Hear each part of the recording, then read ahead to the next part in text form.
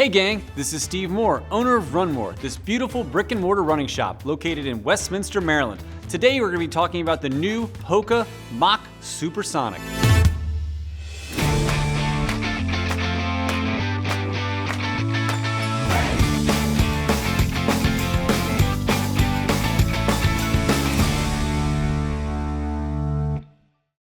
Thank you so much for checking out our channel. If you could, please like and subscribe. It really helps us find new people out there in the interwebs and help us grow our channel. So today, the new Hoka Mach Supersonic. This shoe's coming out in April of 2022.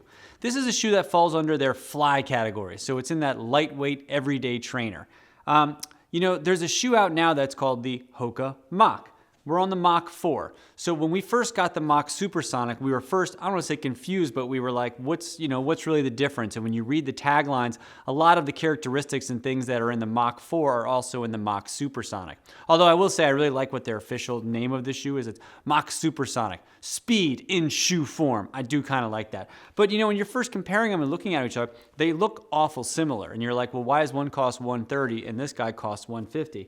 Well, I got a chance to run in it, and just a couple quick observations. First, I've run in the Mach 4 as well, and I've run in now the Mach Supersonic, so I feel pretty good about some of the comparisons. The big difference between the two is the midsole of the shoe. This shoe's guts is made of what's called their Pro Fly Plus, where this is just called their Pro Fly. What's the difference? Great question. The new Pro Fly Plus is a little more bouncy, a little more responsive. And you see brands that are now trying to really get into that category of stuff that's more responsive and not just your everyday cushion. That kind of feel where you sink in the shoe and it's nice and it's soft and it gives you that like marshmallowy feel. When you're sort of comparing this shoe to like a Hoka Clifton, which is their popular everyday mid-cushion trainer, it's the one that really kind of got the brand on the map. That shoe, while it has a similar weight, it has a very different midsole. That shoe, when you step into it, it's much more, I don't want to say a recovery shoe, that's not really the words I want to use, but it is soft. You can feel yourself just nice, naturally, gradually, just sort of sinking in depth in that shoe, and it feels really good and smooth when you're running through it in that nice everyday cushion shoe. This has the same drop. It has the same characteristics of a Hoka shoe. This is a 5mm drop. On the men's side, it's 8.3 ounces. On the women's side, it's 6.9 ounces. So that's pretty close to all the other shoes in that category from Hoka. It's almost identical to your Mach, and it's just a pinch lighter than the everyday Clifton. But the difference is that midsole. You're not feeling that squish in this shoe. This shoe is definitely firmer and more rigid, as it's sort of meant to be. It's meant to be a faster pace shoe, and that's what I liked about this shoe. One of the weird things I felt in the Mach 4 when I ran into it is that it almost felt like it brought me further back on my heels, which is really what it really didn't, it's not what it should be doing. I kind of felt like it was, I don't want to say slowing me down, but it made me kind of feel like I was clunkier in the shoe. You could hear yourself landing in it more in the shoe, and I felt myself falling backwards, and I really had to think about getting myself forward when I was running on that shoe.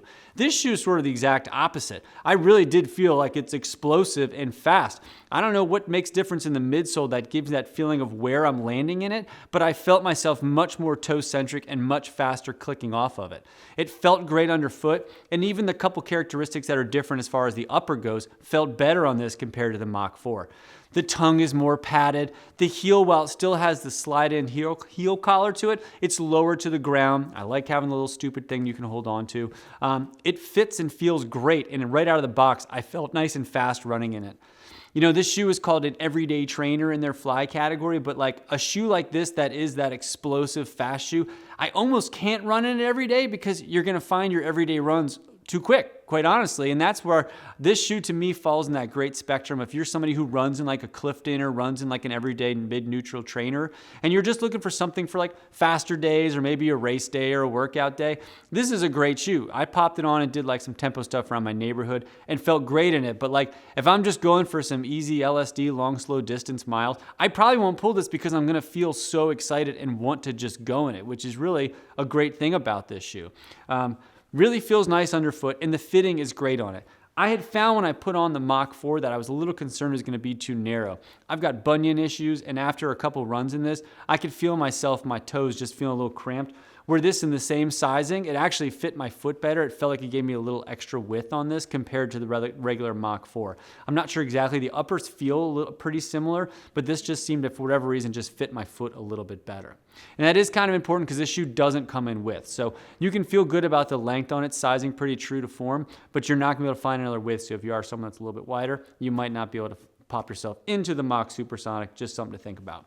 So this shoe is, as I mentioned, coming in at $150. So keep that in mind.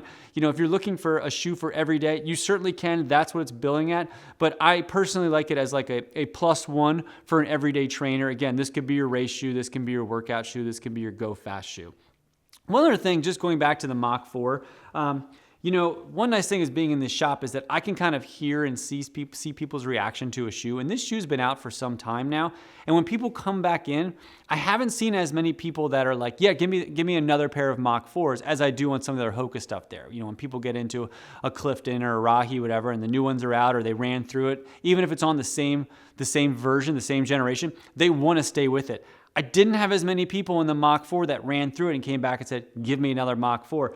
I think this shoe is going to be a little more fun. So if you're somebody who was in the Mach 4 and want to transition into something else that is similar but different, the Mach Supersonic seems like a great fit. I'm very excited about it. If you want to buy this shoe, feel free to click through our website down below. Use promo code RUNMORE. You'll save $10. We'll ship it out for free. We'd really appreciate that. If you have any questions on this shoe or any other Hoka shoes, feel free to leave it down below in the comments. We'll try to get back to you as soon as we can. And if there's stuff that you want to see, some stuff we can be doing better, just some general feedback, feel free to leave it down below. We love looking at it as long as it's nice because I'm very thin-skinned. Please be nice to me. And I appreciate it. Happy running. And as always, we'll see you around town.